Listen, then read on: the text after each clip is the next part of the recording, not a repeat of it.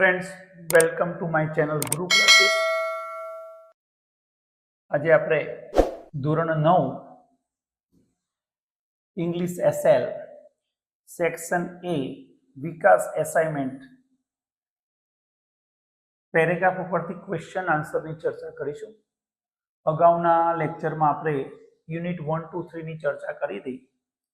આજે આપણે આ લેક્ચરમાં યુનિટ 4 to 6 ની ચર્ચા કરીશું. તો સૌથી પહેલા આપણે યુનિટ 4 ની ચર્ચા કરીએ મિત્રો. હવે યુનિટ 4 માં પેરેગ્રાફ નંબર 1 એમાં બે પ્રશ્નો આપણને આપેલા છે. પહેલો પ્રશ્ન કહે છે, why was Abbu Khan in tears? Abbu ખાનની આંખમાં આંસુ કેમ આવી ગયા? તેનો આન્સર શું થશે? Abbu Khan was in tears because his only family member Kallua left him. એમના પરિવારની સદસ્ય કલ્લુઆ એમને છોડીને જતી રહી એટલે અબ્બુ ખાનની આંખમાં આંસુ આવી ગયા. બીજો પ્રશ્ન કહે છે મિત્રો, શું કહ્યું છે બીજા ક્વેશ્ચનમાં? What did Abbu Khan give Kallua to eat? Abbu Khan કલ્લુઆને શું ખવડાવતા હતા? ખાવા માટે શું આપતા હતા?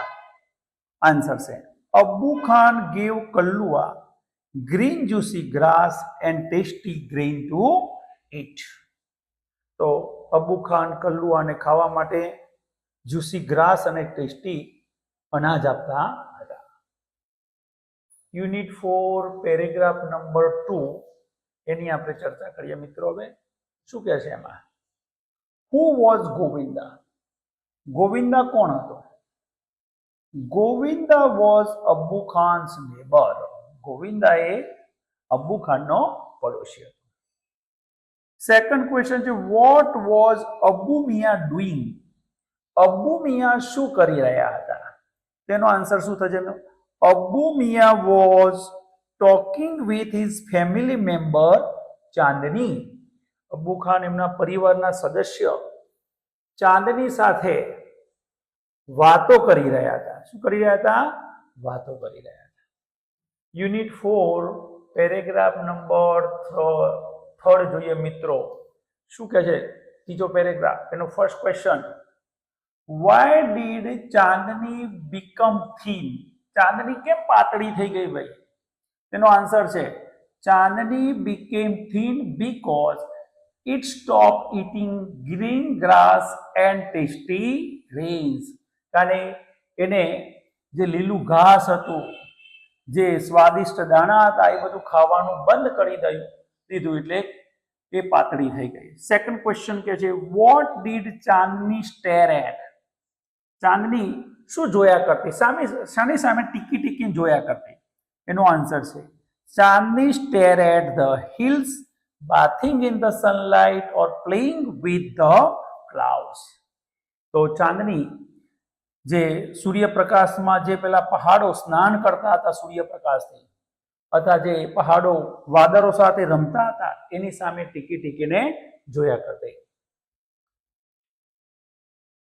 યુનિટ 4 પેરેગ્રાફ નંબર 4 એનું ફર્સ્ટ ક્વેશ્ચન મિત્રો શું કહે છે? How long did the fight go on? Chandni અને પેલા વુલ્ફ ભેડિયા વચ્ચેની લડાઈ ક્યાં સુધી ચાલી? તેનો આન્સર છે the fight went on throughout the night. આખી રાત લડાઈ ચાલી. What was Chandni's condition? ચાંદનીની સ્થિતિ શું હતી? દશા શું હતી? આન્સર છે Chandni was laying on the ground and completely soaked in the blood. Chandni જમીન ઉપર પડી હતી, laying on the ground and completely soaked in blood, એટલે લોહીથી લથપથ હતી. યુનિટ 5 ની ચર્ચા કરીએ મિત્રો. એમાં પેરેગ્રાફ નંબર 1 ક્વેશ્ચન નંબર 1 શું કહે છે? What is carved on the side wall of the વાવ?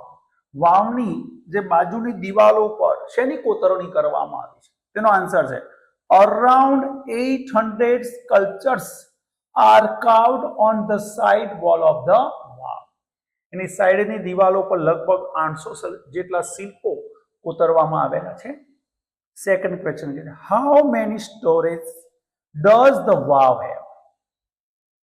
વાવ કેટલા માળની છે એવું કહે છે. તો આન્સર છે the vav has 7 storage.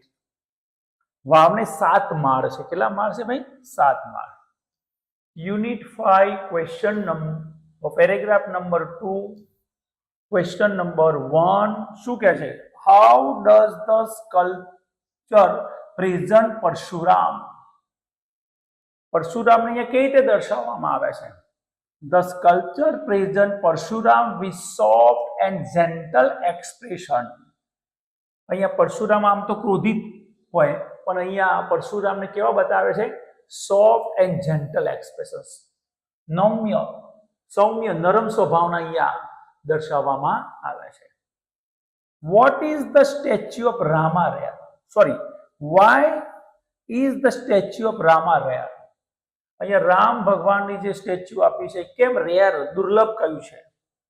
The statue of Rama is rare because it is with sword and shield. આમ તો રામ ભગવાનના હાથમાં આપણને ધનુષ્ય જોવા મળે પણ અહીંયા શું જોવા મળશે? એમના હાથમાં સ્વોર્ડ અને શિલ્ડ જોવા મળે છે, તલવાર અને ઢાલ જોવા મળે છે. એટલા માટે આ રામના શિલ્પને કેવું કહ્યું છે? રેર કહ્યું છે. શું કહ્યું છે? રેર કહ્યું છે. દુર્લભ શિલ્પ કહેવાય. Unit 5 paragraph number 3 question number 1 ની ચર્ચા કરીએ મિત્રો. શું કહે છે question 1? On what does the vav focus? આ વાવ શેના ઉપર ફોકસ કરે છે? The vav focuses on the holiness of water and its great significance in Indian culture. ભારતીય સંસ્કૃતિમાં પાણીની પવિત્રતા અને પાણીનું જે મહત્વ છે એના ઉપર આ વાવ ફોકસ કરે છે. Second question, what is the vav the most elaborate example of? વાવ એ શેનું ભાઈ એક ઉત્કૃષ્ટ એક્ઝામ્પલ છે? The vav is the most developed, elaborate and ornamented example of submerge architecture. Unit 5 paragraph number 4 question number 1 શું કહે છે મિત્રો? Question 1, why was the vav buried? વાવ કેમ ભાઈ દફનાઈ ગઈ, અંદર જમીનમાં દટાઈ ગઈ? The vav was buried due to the mud of the flood. જે પૂર આવ્યું એ પૂરના કાદવના કારણે વાવ દફનાઈ ગઈ. Second question, who take care of the vav? આ વાવનો દેખરેખ કોણ કરે છે? તેનો આન્સર છે the archaeological survey of India, જેનું શોર્ટ ફોર્મ છે ASI, took care of the vav. તો આર્કિયોલોજીકલ સર્વે ઓફ ઇન્ડિયા, ભારતીય જે પુરાતત્વ ખાતું કહીએ, એ આ વાવનું દેખરેખ કરે છે. યુનિટ 6 પેરેગ્રાફ નંબર 1 જોઈએ મિત્રો. એમાં ક્વેશ્ચન નંબર 1 આપણને શું કહે છે? What did the author see when the train stopped Deoli? જ્યારે ટ્રેન દેઓલી સ્ટેશને થંભી ત્યારે લેખકે શું જોયું? આન્સર છે when the train stop at Deoli, author saw a girl selling basket on the platform. તો જ્યારે દેઓલી સ્ટેશને જ્યારે ટ્રેન ઊભી રહી ત્યારે ઓથરે શું જોયું? પ્લેટફોર્મ પર એક છોકરીને બાસ્કેટ વેચતા જોઈ. Second question, where did the night train stop? એ રાત્રિની ગાડી ક્યાં થોભી? આન્સર છે the night train stopped at Deoli station. Unit 6 paragraph number 2 મિત્રો, મારી ચેનલ ગમે તો લાઈક કરતા રહેજો, સબસ્ક્રાઇબ કરતા રહેજો, તમારા મિત્રોને શેર કરતા રહેજો અને આવા જ અવનવા વિડીયો જોવા માટે અવશ્ય શેર કરજો, સબસ્ક્રાઇબ કરજો. આગળનો આપણો પેરેગ્રાફ નંબર 2 યુનિટ 6 નો, એમાં ફર્સ્ટ ક્વેશ્ચન શું કહે છે? How did the author feel as the train enter Deoli? Deoli સ્ટેશને ગાડી પ્રવેશી ત્યારે લેખકે કેવું ફીલ કર્યું, કેવું અનુભવ? તો એનો આન્સર છે the author felt nervous and anxious as the train entered Deoli. Next question છે વોટ ડીડ હી ડિસાઇડ ઓથરે શું નક્કી કર્યું? આન્સર છે he decided that he wouldn't stand helplessly before her. નક્કી કર્યું એમને ઓથરે કે આ વખતે એ છોકરીની સામે નિસહાય ઉભા રહેશે નહીં. યુનિટ 6 પેરેગ્રાફ નંબર 3 ક્વેશ્ચન 1 શું કહે છે મિત્રો? What did the author decide?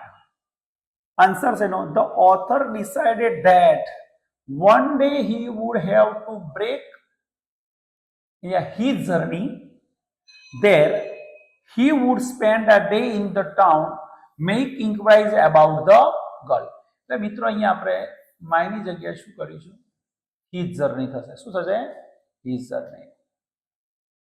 એના પછીનો નેક્સ્ટ ક્વેશ્ચન છે આપણો what does the author say about the girl? અહીંયા લેખક છોકરી વિશે શું કહે છે? તેનો આન્સર છે the author says about the girl that she had stolen his heart with nothing but a look from her dark impatient eyes.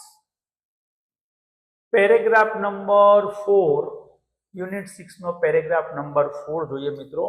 Last paragraph છે. લાસ્ટ પેરેગ્રાફમાં છેલ્લા બે ક્વેશ્ચનની આપણે ચર્ચા કરી લઈએ મિત્રો. શું કહે છે? What feeling did the author have while buying the basket? જ્યારે ઓથર લેખક ટોપલું ખરીદી રહ્યા ત્યારે એમની ફિલિંગ કેવી હતી? તેનો આન્સર છે while buying the basket the author had feeling to touch her fingers. છોકરીની આંગળીઓને સ્પર્શવાની એમની ઈચ્છા હતી. Second question, how many basket did the author buy? Author લેખકે કેટલા ટોપલા ખરીદ્યા ભાઈ? The author bought only one basket. તો લેખકે અહીંયા માત્ર એક જ બાસ્કેટ ખરીદી.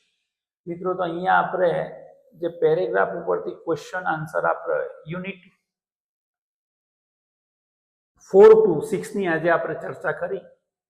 નેક્સ્ટ સેશનમાં આપણે પોયમ 1 અને 2 ની ચર્ચા કરીશું અને પછી ના લેક્ચરમાં આપણે ડોલ્ફિનના જે પેરેગ્રાફ ઉપરથી ક્વેશ્ચન આવશે, ક્વેશ્ચન આન્સર આવશે એની ચર્ચા કરીશું.